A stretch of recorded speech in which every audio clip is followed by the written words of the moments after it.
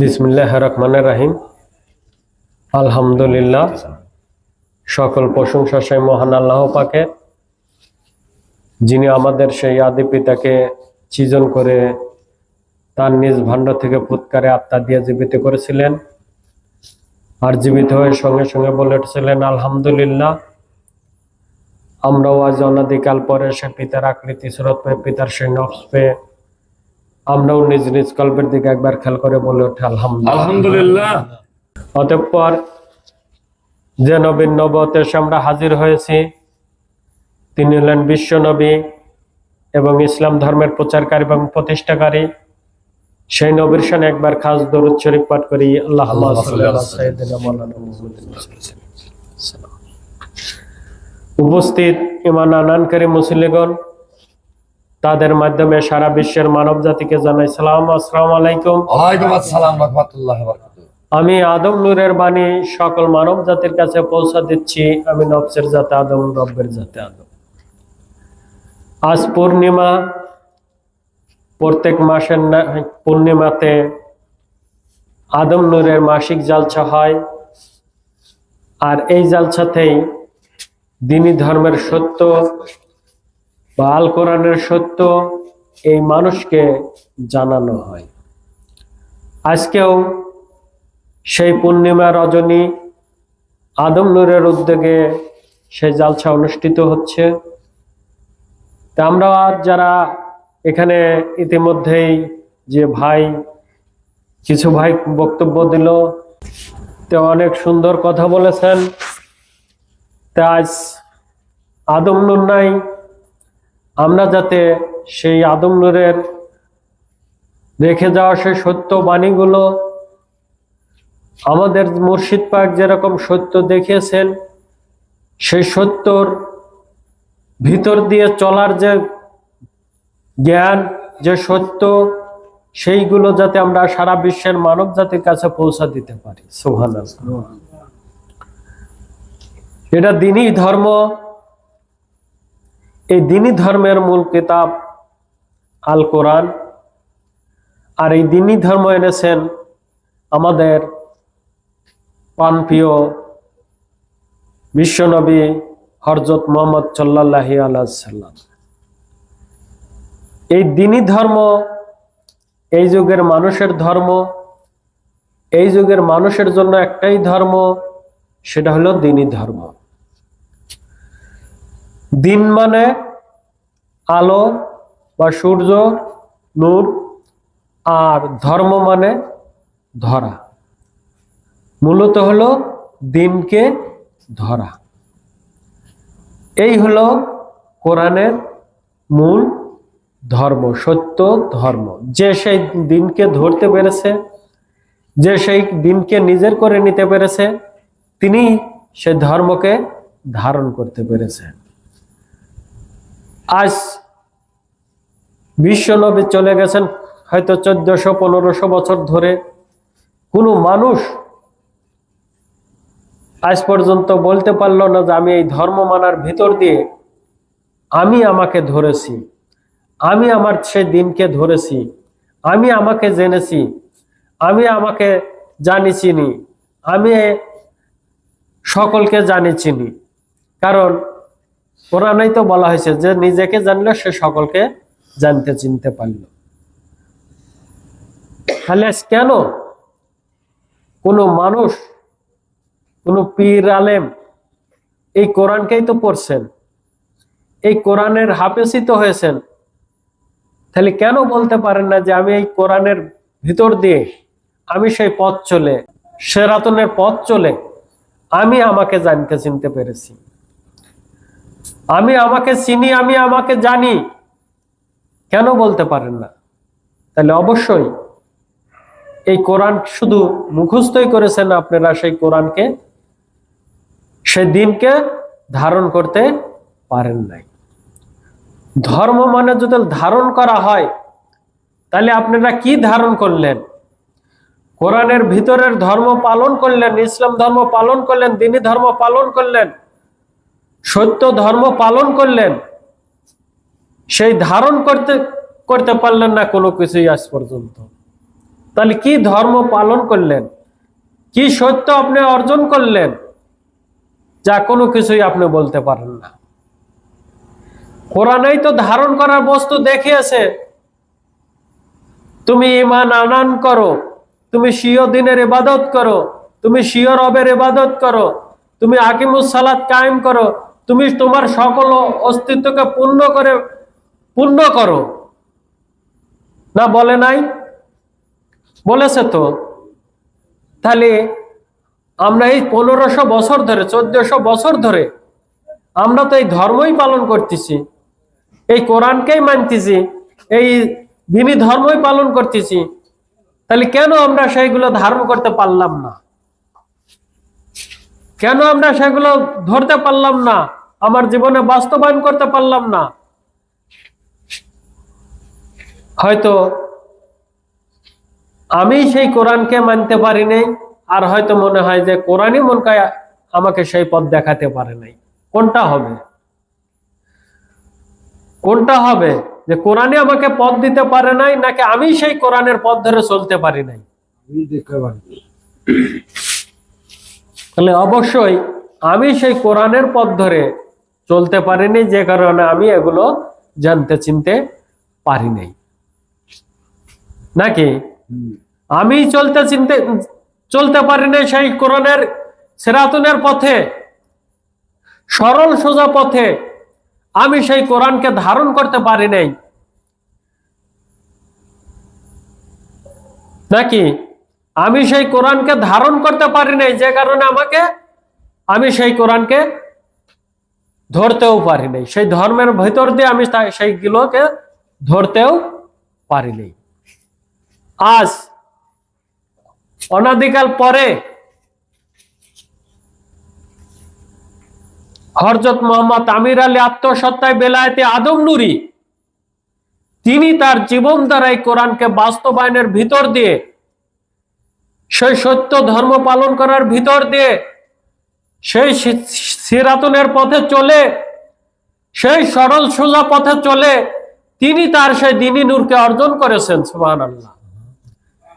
তিনি তার দ্বীনকে ধরেছেন, তার দ্বীনকে তিনি চেনেন, তিনি তার রব শক্তিকে চেনেন, তিনি তার আকিমুস সালাতকে চেনেন, তার সকল কিছুর পরিচয় দিয়ে আদম নূরের মুর্শিদি কথা বলেছেন, যা আর কেউ পারেন নাই। আর কেউ পারেন নাই। তাহলে অবশ্যই কোরআনের যদি কিছু থাকে, কোরআনের ভিতরে যদি কিছু সত্য থাকে, সেটা একমাত্র আদম নূরের মুর্শিদি জয় করে ফেলেছেন, আর কেউ করতে পারেন নাই। আপনারা হাফেজ হয়েছেন, মুফাসসির হয়েছেন, কারি হয়েছেন, এগুলো হতে পেরেছেন, কিন্তু কোরআনের সেই সত্যই তো হতে পারেন নাই। কোরআনের সেই হুকুম মেনে সেই ধর্মকে ধারণ করতে পারেন নাই। আপনারা কোরআনের যে কোনো আয়াত যে কোনো টাইম মুখস্থ বলতে পারেন, এটা আপনি পারেন। যে কোনো টাইম যে কোনো সময় একটি আয়াত বলতে পারবেন, কোরআনের করতে পারবেন, তর্জমা করতে পারবেন, কিন্তু কোরআনের সেই ধর্মকে ধারণ করতে আপনি কখনোই পারেন নাই। কোরআনের ধর্মকে ধারণ করতে হলে অবশ্যই সেই কোরআনের হুকুম মতে চলতে হবে। কোরআনের আদেশ নিষেধগুলো নিজের জীবনে বাস্তবায়ন করতে হবে এবং সেই সরল সোজা পথে চলতে হবে, সেই হুদাল্লিল মুত্তাকিনের পথে চলতে হবে। আপনারা কোনদিন চলেছেন? আপনারা কি দেখেছেন সেই হুদাল্লিল মুত্তাকিন কাদের বলা হয়? খালি নামেই শুনেছেন হুদাল্লিল মুত্তাকিন, সিরাতুনের পথ শুধু নামেই শুনেছেন, সরল সোজা পথ শুধু নামেই শুনেছেন, বাস্তবে কোনদিন দেখেন নাই। আর আদম নূরের মুর্শিদ সেই ধর্মকে ধারণ করে, সেই নূর বেলায়েত নূর ধারণ করে, একমাত্র তিনিই বলেছেন সর্বপ্রথম যে আমি বেলায়েত নূর অর্জনকারী। সুবহানাল্লাহ। আর কেউ বলতে পেরেছেন? পারেন নাই। তার স্বীয় দিনের পরিচয় দিতে পেরেছেন কেহ? পারেন নাই। স্বীয় রবের পরিচয় দিতে পেরেছেন কেহ? পারেন নাই। আকিমুস সালাতের পরিচয় দিতে পেরেছেন কেহ? পারেন নাই। সকল কিছুই আদম নূরের মুর্শিদ দেখিয়েছেন। সকল সত্য আদম নূরের মুর্শিদে প্রকাশ করেছেন। সকল সত্য আদম নূরের মুর্শিদে দেখিয়ে দিয়েছেন। কোরআনে তো বলা হয়েছে যে আমার তরফের হেদায়েত যদি তোমাদের কাছে পৌঁছায় সেই হেদায়েত গ্রহণ করতে। তোমরা কি সেই হেদায়েত গ্রহণ করেছো? তোমরা কি সেই হেদায়েত গ্রহণ করেছো? সেই হেদায়েত কি এই মুজাদ্দিয়া সাহেবের তরিক? সেই হেদায়েত কি আলফেজ খানের সেই তরিক? সেই হেদায়েত কি এই খাজা বাবার তরিক? কোনটা সেই হেদায়েত? আপনারা বিচার করেন, আপনারাই ন্যায় আনেন যে খাজা বাবারটাই এই কোরআনের সেই হেদায়েত, আর বাদ বাকি সকলই মিথ্যা, সকলই বাতিল। এই মুজাদ্দিয়া সাহেবের তরিকাই হলো সেই কোরআনের সেই হেদায়েত। তাহলে বলেন খাজা বাবা আর এক বাবার সকল তরিক বাতিল কেন বলেন না? কারণ আপনারা কোনোটাই ঠিক নয়। একমাত্র আদম নূরের মুর্শিদি সেই হেদায়েতের সত্য, সেই হেদায়েতের সকল কিছু প্রকাশ করেছেন, যার কেউ পারেন নাই। এবং তিনি সেই হেদায়েত নিয়ে দণ্ডায়মান হয়ে সকল তরিকা বাতিল করে দিয়েছেন। না কি করেছেন? তোমরা আলেমদের কাছেই যদি সকল সত্য থাকে, তাহলে কেন তোমরা সেই পীরের বাড়িতে যাও? পীররা কি কোরআনের হাফেজ হয়েছে, মুফাসসির হয়েছে? হতে তো পারে নাই। সেগুলো তো তোমরাই হয়েছে, তোমরাই তো কোরআনকে ভালো বোঝো। তাহলে তোমাদের কাছে কি নাই যে তোমরা পীরের বাড়ি গোশ পারো? কি নাই তোমাদের কাছে? আবার কত কালেম বলো যে পীরকে ধরা যাবে না, আবার কত কালেম তোমরাই এই মানুষকে, বুনি মানুষকে, এই অশিক্ষিত মানুষকে, যারা এই ধর্মের কোনো জ্ঞান বোঝে না, কিছু জানে না, তাদেরকে ডেকে ডেকে এই পীরের বায়াত দিয়ে ফেরো। কোনটা ঠিক? তোমরা আলেমরাই আজ পর্যন্ত ঠিক করতে পারলে না যে এটা ঠিক। তাহলে এই সাধারণ মানুষ কোথায় যাবে? কোথায় ধর্ম পালন করবে? কোথায় সেই সত্যটা পাবে?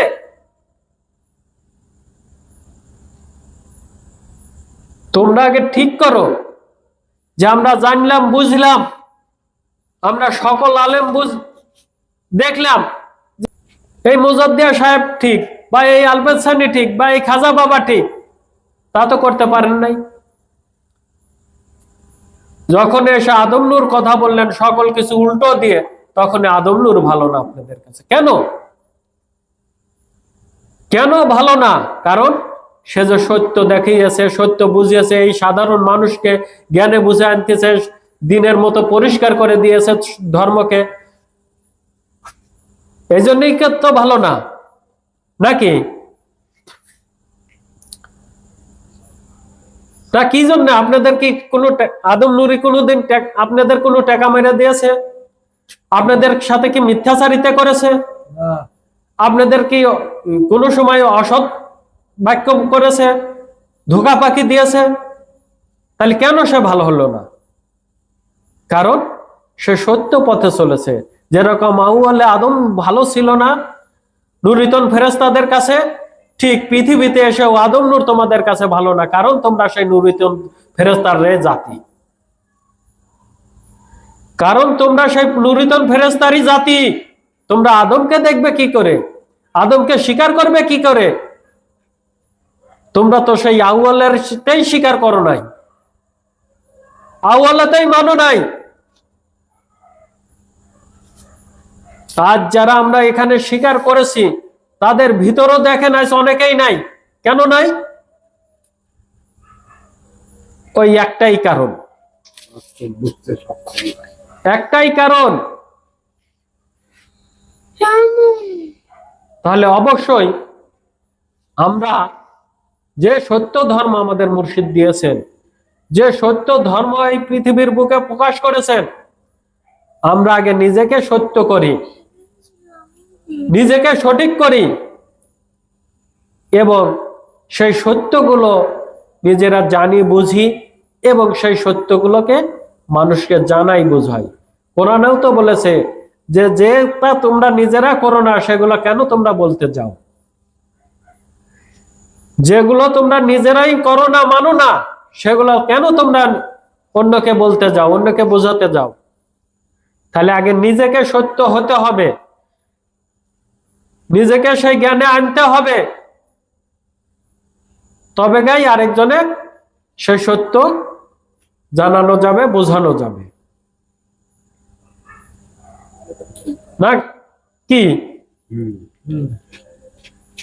কোরআনের যে হুকুমগুলো, সেই হুকুমগুলো একমাত্র আদম নূরের মসজিদে অর্জন করেছেন। তাই বলেছেন যে আমি সেই আল্লাহ নূর, আদম নূর অর্জনকারী, আমি সেই আল্লাহর সুরতে সুরতিবান, আমি সেই আল্লাহর রব দ্বারা কথা বলি, আমি সেই কোরআনেও তো বলা হয়েছে আল্লাহ মহান বায়ান, আমি সেই আল্লাহর রব দ্বারা কথা বলি, বলছে না? তাহলে একমাত্র সেই আদম নূরের মুর্শিদে সেই আল্লাহ মহান বায়ান, সেই আল্লাহর রব দ্বারা কথা বলে, আল্লাহর দিন দ্বারা দেখে, আল্লাহর সুরতের সুরতিবান। আল্লাহ বলে নাই যে আমি আদমকে আমার সকল কিছু দিয়ে সৃজন করলাম? না আর কাউকে বলেছে? আর কাউকে দেখিয়েছে? তাহলে আল্লাহ বলেছেন আমি আমার সকল কিছু দিয়ে আদমকে সৃজন করলাম। আমার মুর্শিদ পাক সেই আদম নূর, সেই আদম নূর অর্জনকারী। আর আমাদের সেই আদম নূরের মুর্শিদ, সেই আদমের দিন, আদমের রব, আদমের সুরত, আদমের নফসে নফসিবান হওয়ার জন্য পথ দিয়েছেন, আমরা যাতে আদম সুরতি হয়ে আখিরাতে ফিরে যেতে পারি। নাকি? আমাদের তো আদম নূরই দিয়েছেন, আমরা তো আর আল্লাহ থেকে পাই নাই, না পেয়েছি? আল্লাহ থেকে পেয়েছে আদম নূরি, আর আমরা পেয়েছি আদম থেকে। আল্লাহর সকল কিছু দিয়ে আদম সৃজন, আদমের থেকে আমরা সৃজন।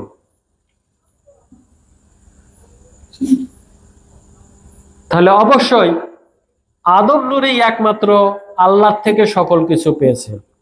আর আমরা যারা সেই হিদায়াত গ্রহণ করেছি, আমরা সকলেই পেয়েছি আদম নূরের থেকে, আদমের থেকে। তো যাই হোক, রাত অনেকটুকু হয়েছে, আমরা যাতে আমাদের সেই হিংসা নিন্দা ভুলে গিয়ে আমাদের মুর্শিদ যে আমাদের ধর্ম দিয়েছেন, পূর্ণ ধর্ম দিয়েছেন, পূর্ণতা হাসিল করার জন্য আমরা যাতে সেই পূর্ণ ধর্ম পালন করতে পারি, পূর্ণ হেদায়েত মানব জীবন দ্বারা বাস্তবায়ন করতে পারি, আমরা যাতে সেই আদম সুরাত কামাই করে আখেরাতে ফিরে যেতে পারি। আমাদের একটাই চাওয়া, আমরা এখানে বড় বা ছোট কেহই নই।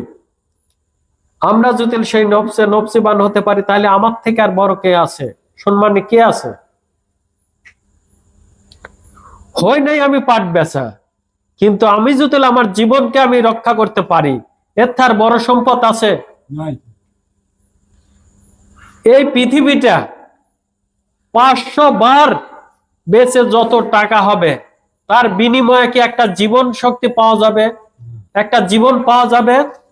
কখনোই পাওয়া যাবে না। 1000 বার তার এই পৃথিবী তার নামে লিখে দিলেও কেউ কি একটা জীবন দিতে পারবে? না, দিতে পারবে না।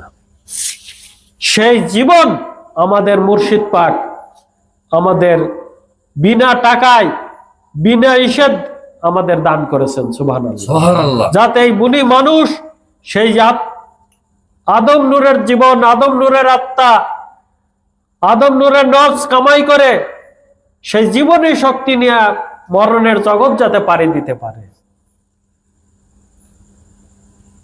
নইলে এই মরণ জগৎ কেহই পাড়ি দিতে পারবে না। মুর্শিদ পাক একটা কথা বলেছিলেন, তোমরা বন্ধুত্ব করো তারই সঙ্গে যে তোমাকে সেই সময় সাহায্য করতে পারবে। একমাত্র সাহায্যকারী কে? নবী কি সাহায্য করতে পারবে?